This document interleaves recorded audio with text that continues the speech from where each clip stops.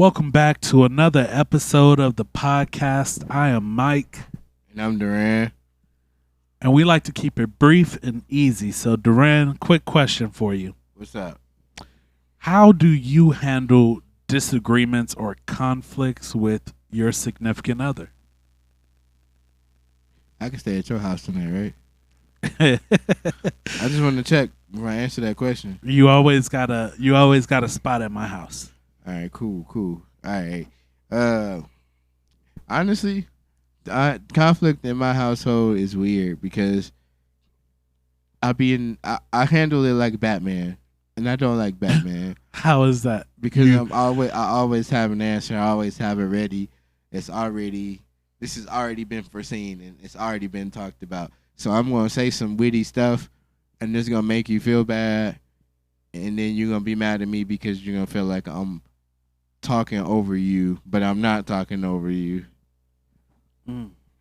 So a scenario would be, well, I just don't feel like we spending enough time together, me and my Batman boys. Well, aren't I home?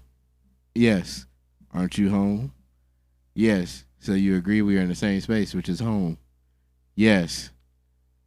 Then I walked in there and I gave you a hug and a kiss, right? Yes. And then afterward, I commenced to talk to you, right? Yes. And then I departed from you momentarily to go enjoy some entertainment, but I'm still in the house, right? Yes. So technically, we're still spending time, right? Yes. All right. Mm. Batman. That's interesting. Do you think she answers yes because she doesn't want to cause more conflict? No, I just think that she might answer potentially like that because all those are true statements.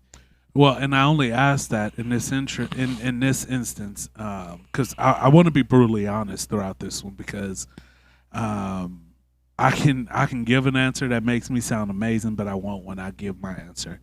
But like in that instance, That made me sound amazing.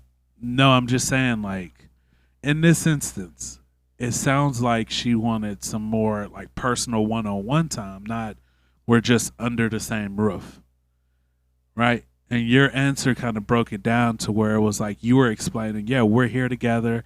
I come in here, I talk to you, then I go in here and I do my thing, but I'm still here.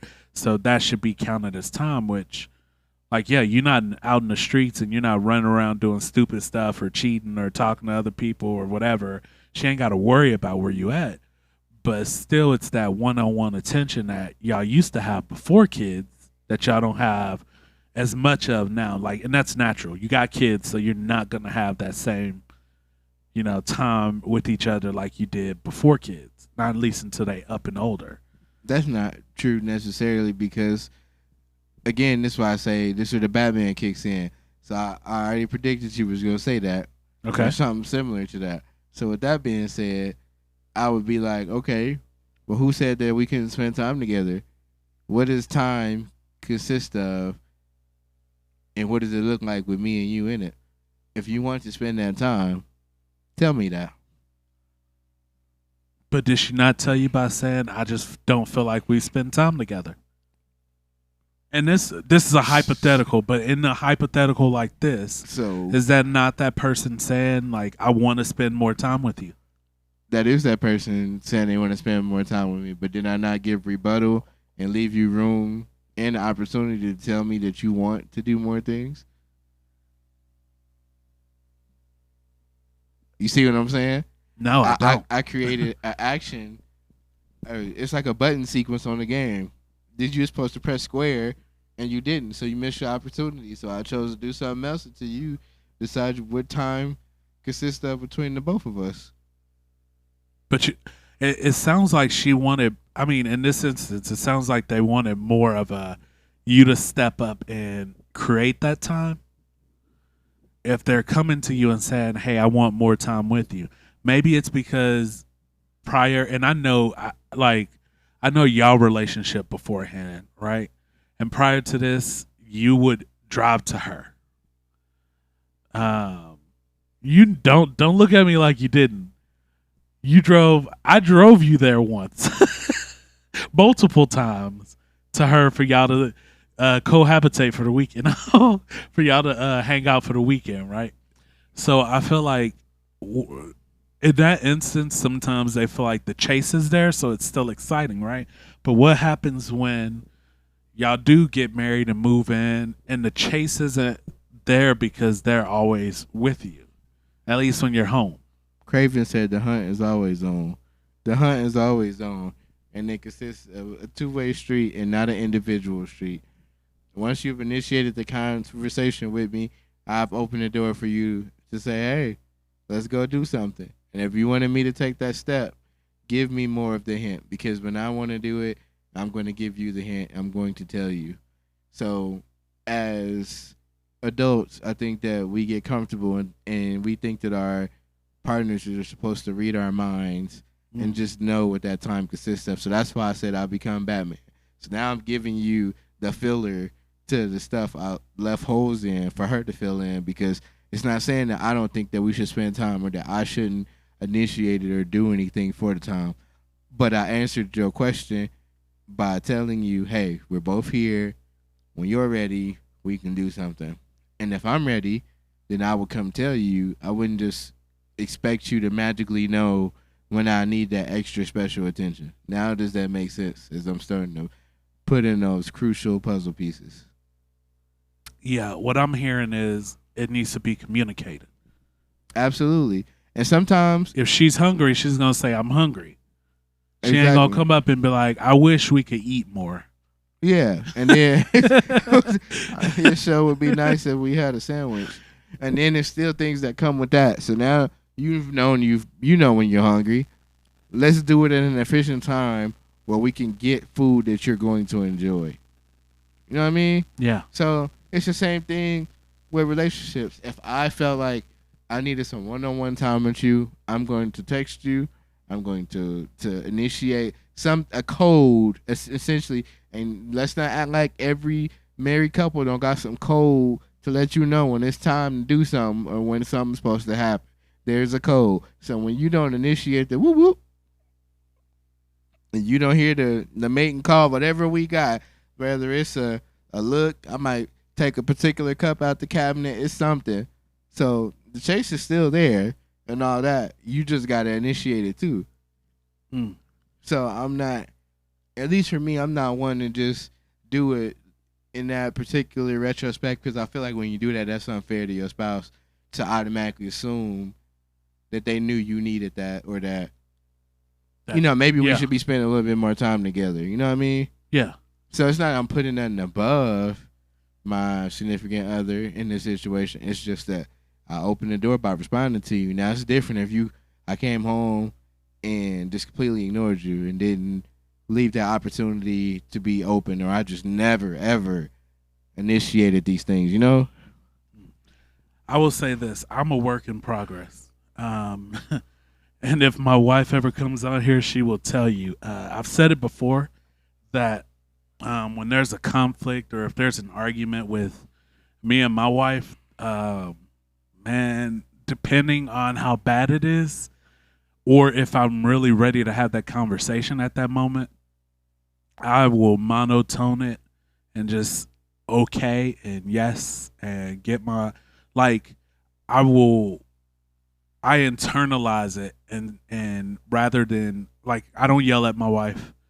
I don't curse at her. I may curse in it. Like I may be like, man, this shit is crazy, but I won't be like F you or you piece of S to her, so I don't direct it at her. You know, and even then those curse words that I do say are limited. Usually my curse word is like ass. That's that's the one that I really use when if we're in an argument. But like, so you go outside like Norbert and be like, bitch. Nah, nah. But I'm very known for going monotone, and she hates it, right? But for me, it's just like shutting off those feelings before I get too hype and get too deep into it, because once things are said, you can't really take them back. And for me, this is in human form. One of the most important people of my life, right? So why would I want to curse or yell or do something like that, and then have to try to take it back later, and you really can't, right? So you turn into Squidward. So I usually do that.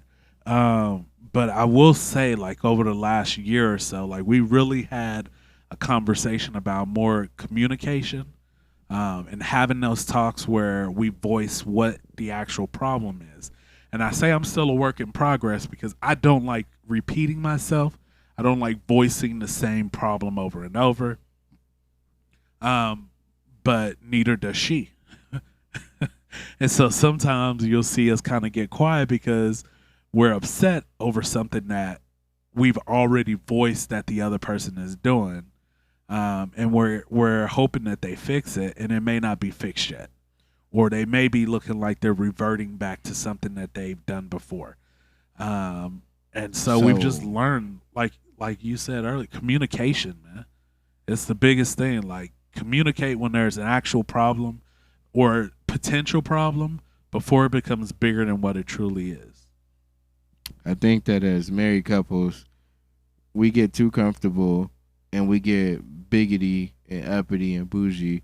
And when our partner corrects us or says something, the first thing that comes to mind is, "Don't talk to me like that.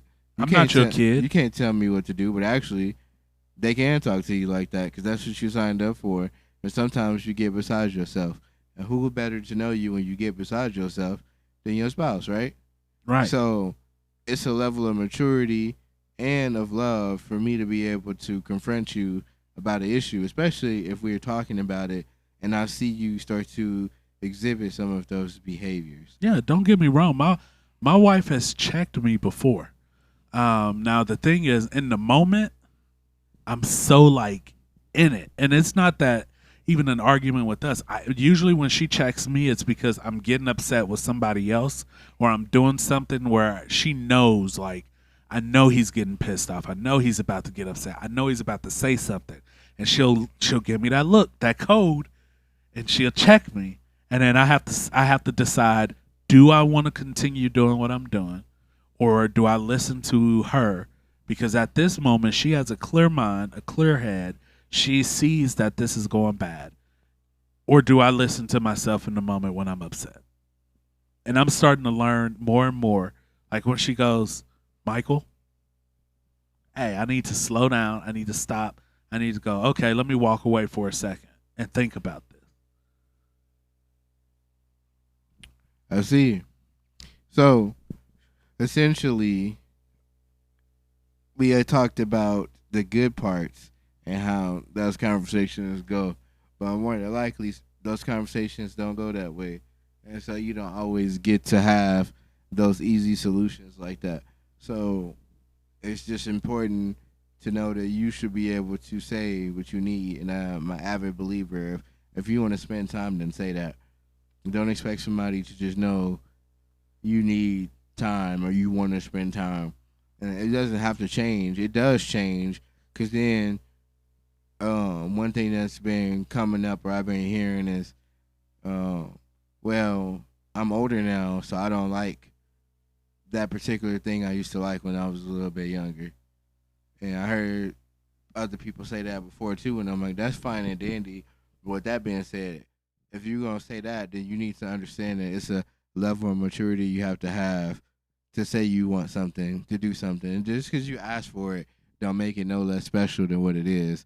If somebody does something for you, and you have to understand when your partner does something for you, they're doing it out of love, especially if it's something that is like a surprise or something that is in that realm. You have to understand that they took the time out to do that. So you can't be choosy about what you receive in that moment because that was the initiation of time, right? Right.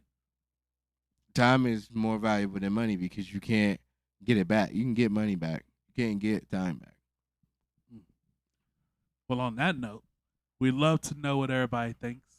Let us know in the comments. You can find us on social media at Before before we we forget, yeah. Look, I almost forgot. Before we forget the podcast, and let us know, vote, tell us what your situations are. tell the truth with an F. Truth. All right, y'all. Have a good night.